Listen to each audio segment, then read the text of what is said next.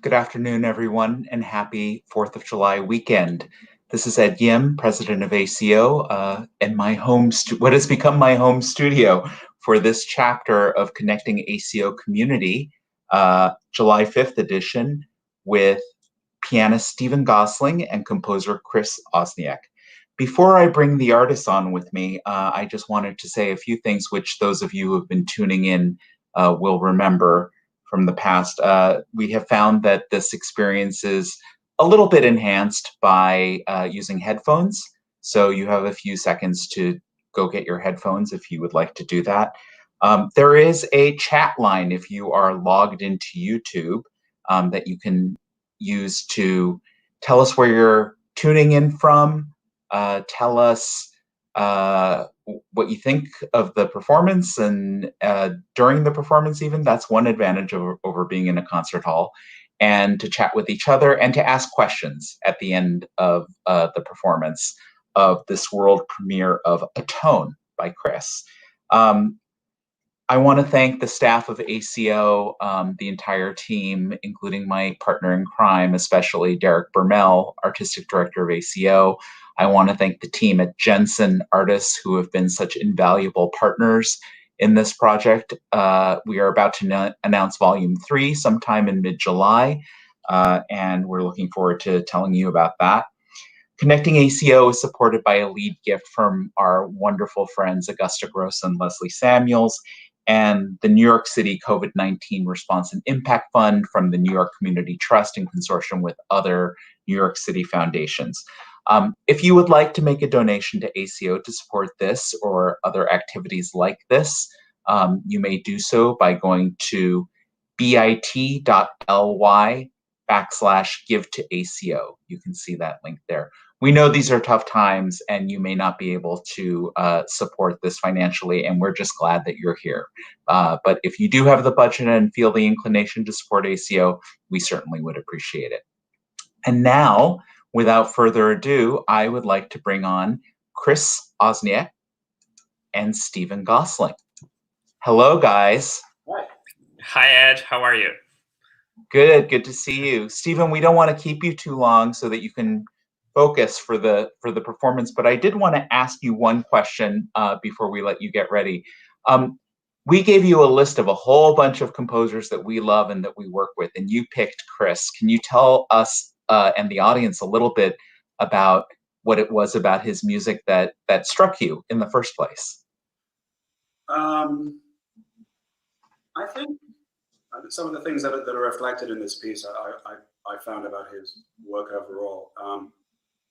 I find there's always a kind of balance in the best music and the best art, and what I liked about KRISTS, well, I guess I would say a balance between the cellular and the global, or the universe. Nice. Like there's great attention to detail in terms of thematic development and dynamic levels and everything, but all of that just serves to create a coherent universe. I would also say a balance between the architectural and the lyrical. So that's about nice. as summary as I could give. I listened to about 5 or 6 of his pieces, and they all appealed to me. They're all quite different, but I would say all quality. Yeah. Great. Well, we love the fact that through this program we've been able to introduce artists who have not worked together before. So that's a nice. That's been a nice outcome of this project. STEPHEN, we're going to let you slip away to the virtual green room, and I'm going to chat with KRISTS a little bit. But when we're ready, I'll give you a thumbs up. So keep an eye on the screen, okay? Thanks. See you later. KRISTS, where are you calling in from? New York City, Washington Heights. You're up in Washington Heights. You're in the Heights. Awesome. I think you came into the ACO family just a little over a year ago when we did our earshot readings with the Sarasota Orchestra. Is that right? That is correct, yes. Can you tell us a little bit about what that experience was like for you? That was really, really wonderful. So what ACO Orchestra is this beautiful program where you guys invite us composers to work with the local orchestra. In this case, it was the Sarasota Orchestra, and we get to explore and develop pieces with an actual orchestra, which results in a final concert, and that's what it was. Plus, it was in the beautiful city of Sarasota, which was just magnificent, and we got to work with these amazing artists, lots of different composers who were brought in, both professional composers and student composers. So for a young composer like me, what else can we ask for, really? It's an amazing program. And where were you in your career, or in your composer path when that happened, and tell us sort of where you are in that now? I'm still a doctoral student. That's like an endless pursuit. Anyone who's doing that will know that it starts at some point when you're still a young person, and when you come out of it, you're probably in your early or mid 30s, or maybe approaching 30 in my case. But anyhow, you're a different person, and that was right in the middle of that. Right, and I think you told me recently that you are not residing at graduate school anymore, but you're sort of finishing up your work, right?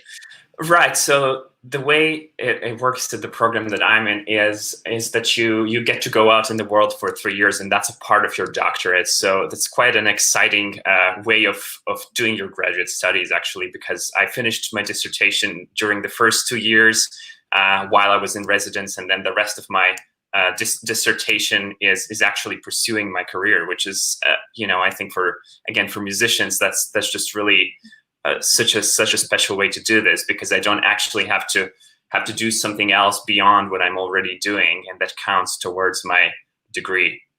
So every new piece that you write, every new project that you take on is a completion of your graduate education. Yeah, that's correct. Interesting. Yeah.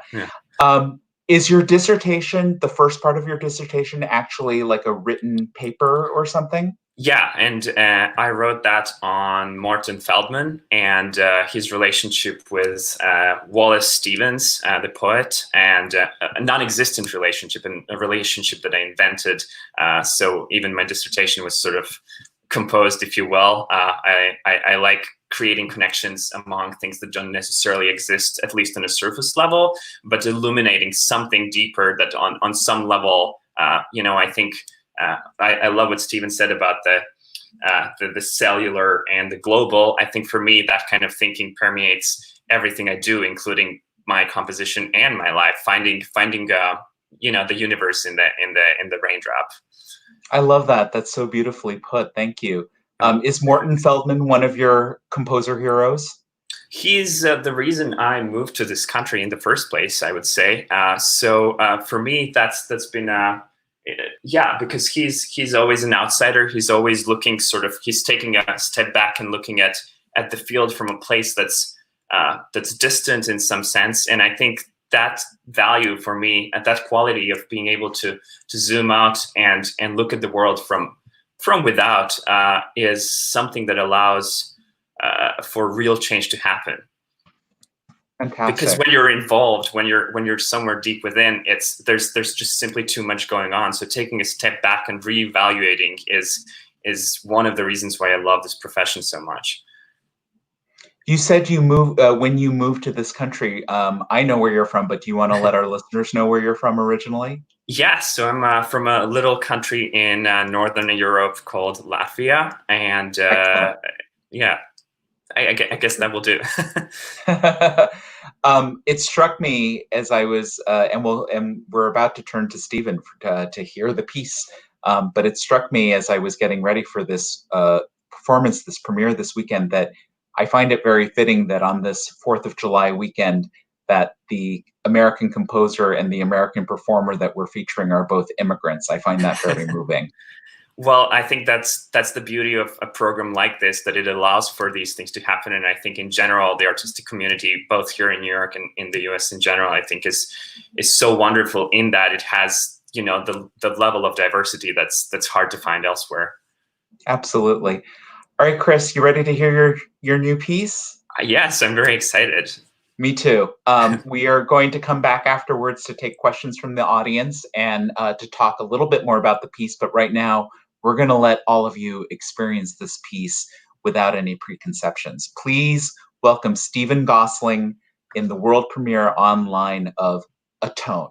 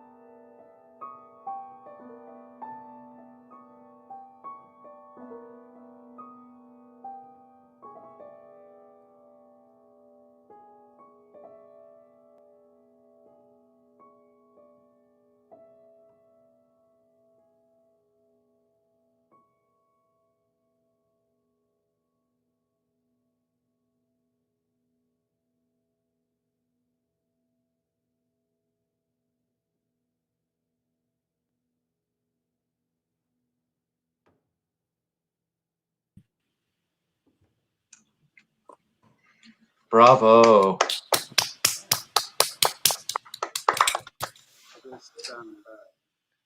That was absolutely beautiful, Stephen. Thank you so much. Thank you, Stephen. You're amazing. I've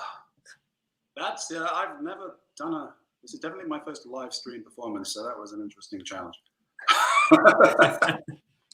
You rose to the challenge, Stephen. Absolutely. I'm going to give you a minute to catch your breath, but Kris, may I be so cheeky as to say maybe I heard a little bit of Ravel in your DNA? Is that fair to say?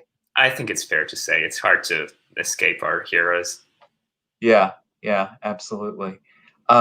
Such a beautiful piece. Tell us what you meant by naming this piece Atone. There were several things that went into this. So first, when I started talking to Stephen, I asked him about books that he likes, and he gave me a wonderful list. I should honestly, we should publish that list because he's clearly a well-read fellow. And one of the books was called Atonement by Ian McEwan, if I'm not mistaken. And I read it and I thought, wow, it's just such a different. It's so interesting that he gave me this book, especially at this complicated time in every possible way, because it also involves war, it involves personal transformation, it involves change. But I also thought that beautifully it involves change that comes from within, and sort of also change that has to do with bringing things together. And then I realized soon after that the etymology of the word atone, it actually comes from two simple words, at one. And I had no idea that that's the simplicity of this word. And I thought, isn't it amazing how you can have these two words and then you suddenly have this complex word, right? Atone, especially for me as a non-native speaker. That's not a word I would, it doesn't easily come to my mind when I think of the process of atonement. So suddenly, by realizing that at one is the origin of this word, it really struck me as special. And also from now on, anytime I think of that word, I think it makes so much sense to me that it's about bringing together either internally or externally two sides of yourself that are irreconcilable, perhaps. Yeah, wow, that's wonderful. And bravo to you, Stephen, for inspiring this flight of literary fantasy. Well, glad to be of service. I have to admit, I wasn't aware of that etymology, actually. I thought you were just making a musical pun on a tone.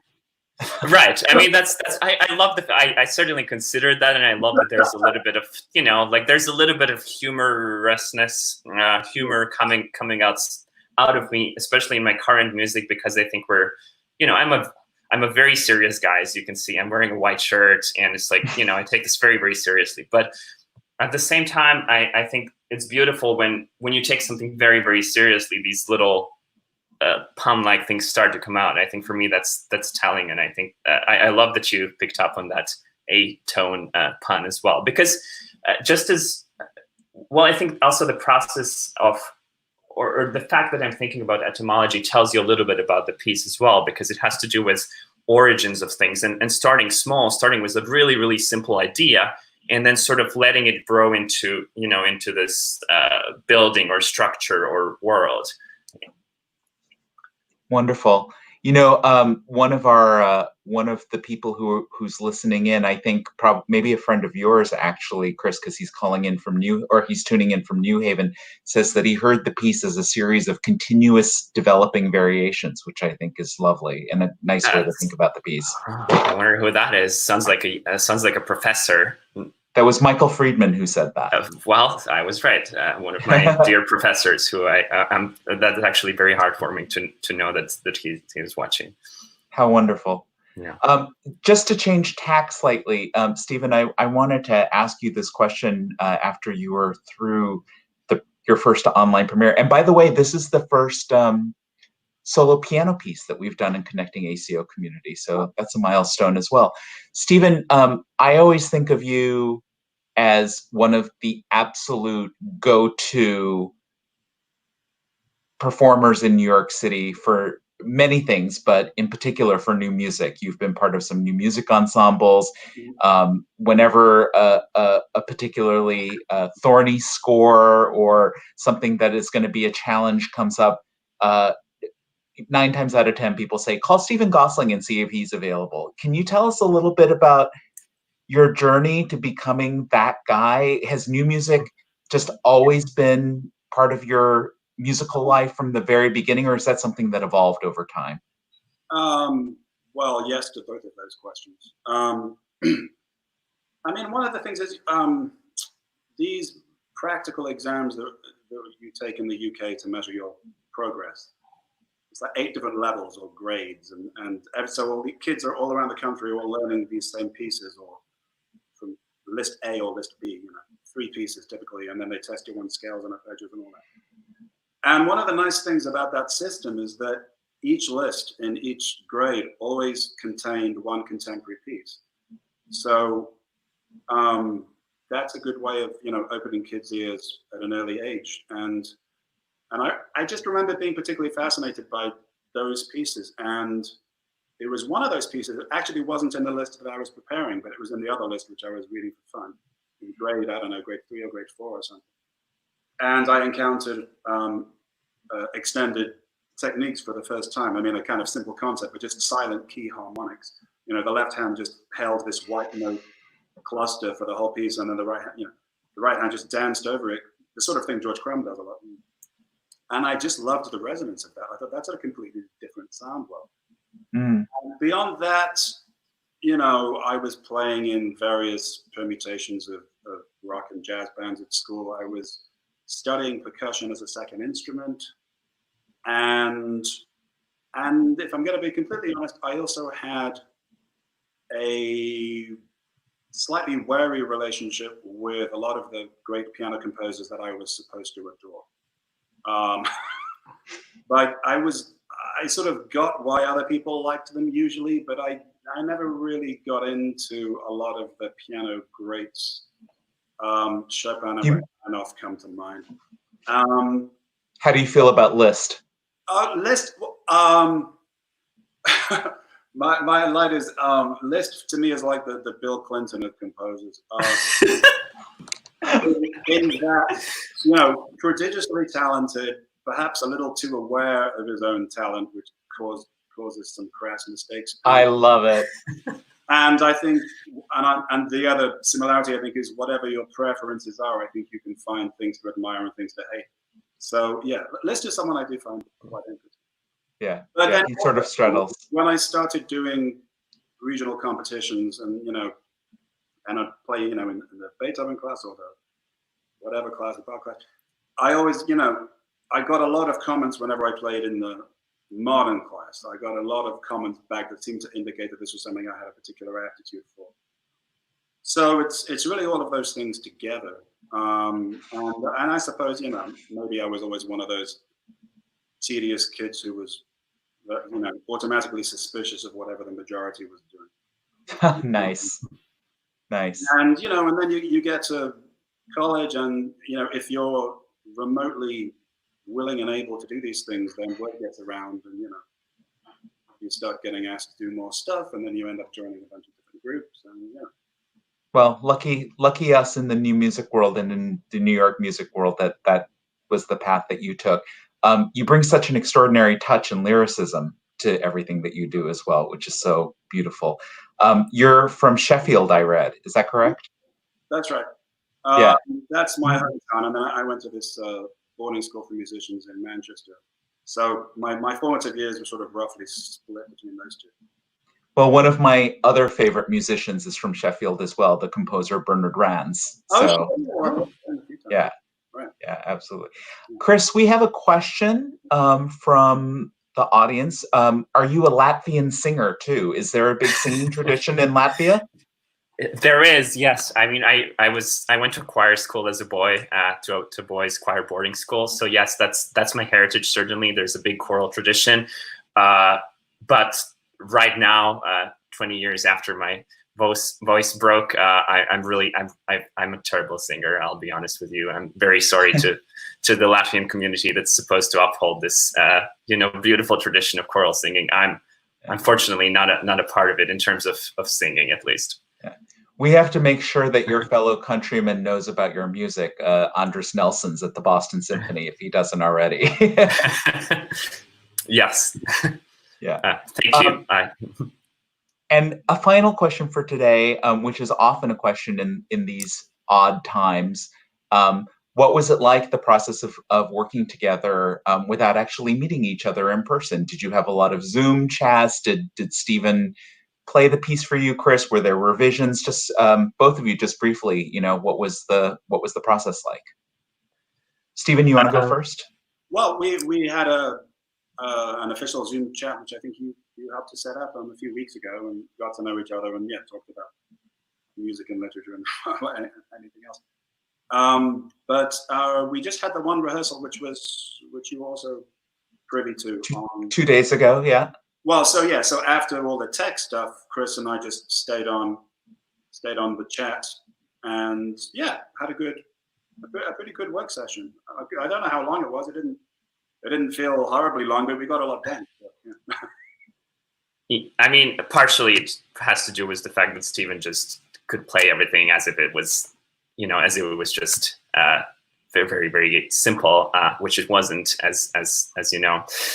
So it just has to do with his experience and professionalism, and just that he was able to do these things that not everyone is always able to do right away. So that's a big part of it. And I think also at the very beginning, he said a few things about how he likes the notation to be, just in terms of not in any limiting way, but just that he, what are the things that he's thinking about. And I think that really helped me to make sure that I'm thinking about it as I'm notating this, because like, even just, do you notate everything in 2 systems or in 3 if there are several registers? And there are different people out there, and everybody likes it in their own way. And I just wanted to make sure that I know the way Stephen likes it, and I think that was very, very helpful to know what kind of not that I know what kind of a person he is just from his preference of systems, but that's a part of it. Yeah, absolutely. Okay, I lied. That wasn't the last question, because there's a really interesting one from Eric Oxner. There's actually a question from one of the ACO staff, Stephen, for you, about who is the Donald Trump of composers, if Liszt is the Bill Clinton of composers. But I'm going to take that as a rhetorical question. So, Eric asks, a very famous composition at Columbia told one of his students to be very afraid of beautiful melodies. What have you been taught, Kris, these days as a composition student? Well, about melody? I think I'm lucky that I grew up in a generation that maybe no longer had to deal with this. I think a lot of my teachers, both in the US and in Holland and in Latvia, spoke about the world in these terms, that there was a time when they were taught that, if there's anything recognizable whatsoever, you should really go home and do your homework, which I never felt that pressure. I think for me, it comes from having grown up in a very, very melodious and melodic tradition, the choral singing tradition. A part of me definitely wanted to rebel against it. So there's an internal desire to sort of, try and find another way. But in the meantime, I feel like my teachers were always supportive with whatever it was that I wanted to do. So I think hopefully this is indicative of the world being and becoming a more open place. Yeah, I think there's more stylistic freedom in music now than there ever has been, which is a good thing, I think. And that is a very hopeful note to end on. Stephen, if you give Kris permission to share your book list with us, we will post that on our social media platforms. Kris has the list. I have the list. Okay. Yeah. So send that to us, Kris, and we'll share that with everyone who listened and who will listen. I want to thank both of you so much for participating in this project. You are both beautiful artists, and Stephen, I look forward to seeing you again soon when we can, and Kris, I look forward to meeting you in person soon when we can, and hopefully we are going to put together a concert of all of these small pieces from Connecting ACO Community in a live concert experience as soon as we can. So we'll see you then, if not before. Thank you both. Thank you. Thank you. Let me just take a second to really thank ACO for this amazing program. And I've seen several other of the concerts, and it's just amazing that this thing is happening, that you were able to put it together. I think many artists are very grateful, and me included. Well, thank you for saying that. And we couldn't do it if we didn't have artists and friends like both of you. So see you soon. Bye. Yeah. Thank you. Bye. Well, thank you very much, everyone, for joining us for this new chapter of Connecting ACO Community. Next week, cellist Seth Parker Woods will be premiering a new piece by composer Lembit Beecher. That's next Sunday, July 12th at this time.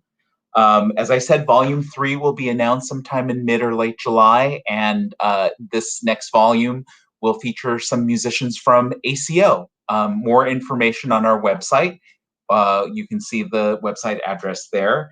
And again, if you care to support this program and other programs like it that we're cooking up as we keep going through this situation, you can donate at bit.ly give to ACO. And again, only if you're able and you are so moved. We are glad that you tuned in, whatever you can do. It's just great that you're here and part of the community. Stay safe, stay healthy, and let's stay hopeful. Thank you all for being here, and thank you for supporting these wonderful artists. Bye, everyone.